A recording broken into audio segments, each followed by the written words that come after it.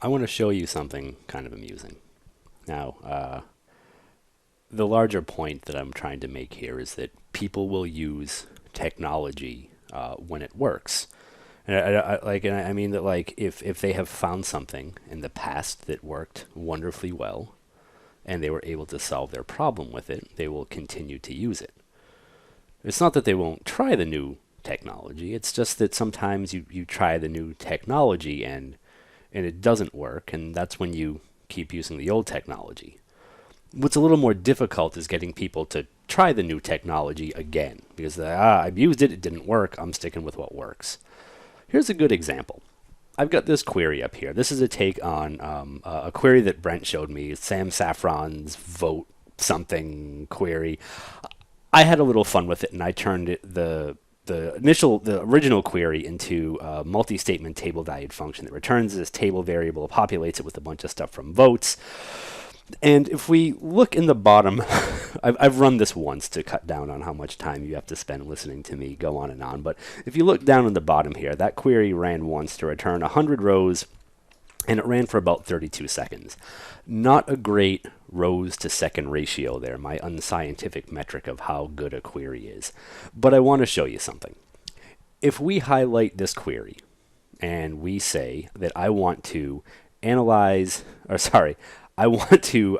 the query in SQL Server Profiler, we can right click and we can do that, and Profiler will pop up, and we'll get this thing that's showing us what's happening, and then we can kick this query off. And I apologize for making you wait 30 seconds, but it's to prove a point. When we start running this query, we get information about what's happening. We see the batch starting with the query text. We see this statement starting with the query text. We see this insert into the vote stats table variable happening. We know that this is inside the meat of the function that I just showed you because I just showed it to you, and that's what's happening inside the query.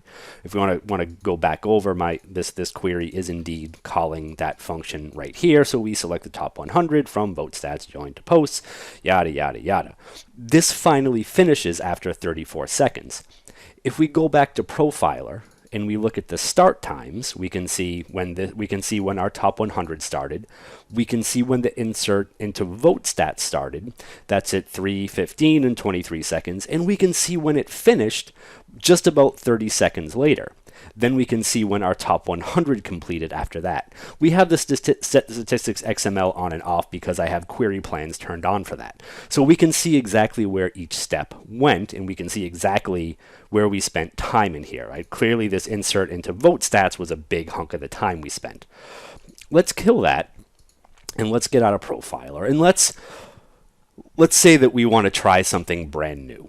Right? We want to try extended events. So let's go with the lowest barrier to entry for that. And let's go down here. Let's go to the T-SQL event profiler, because this is supposed to be like the extended event version of profiler traces.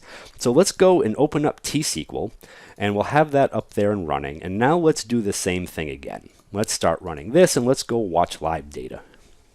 Okay, we had some stuff come in. We see the select top 100 starting. Okay, we got the SQL batch start. That's good.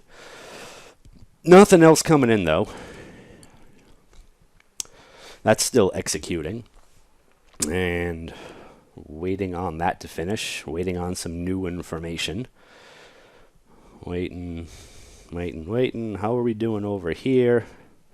27, 28. Okay, so that's getting close to finishing, but we don't have anything new over here. Okay, that's done. Okay, so that finished. We have the 33 seconds down there. Up in live data, we don't have anything about what that function did. We see nothing. We don't see that insert into the table variable.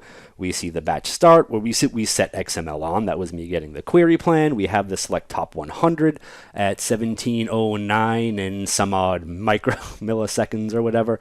And then to finish up down here with no information about all the things we did inside that function. Things that are absolutely critical to why that query ran for 30 seconds, but it doesn't show up in extended events. It only shows up in Profiler. If you ever wonder why people don't rush out to adopt new technologies, or why people who consult and have to face go talk to people about the awesome things that they should be using, it's because those things don't always work. It's because people can't always solve problems with them. If you want people to use that technology, you have to solve the problems with that technology that make it unusable for people. This is a good example of how when, people are around saying that, oh, there's absolute parity between one thing and the other, there isn't always. And it's pretty easy to find those holes and flaws in it. And it's pretty easy to figure out why people don't use it.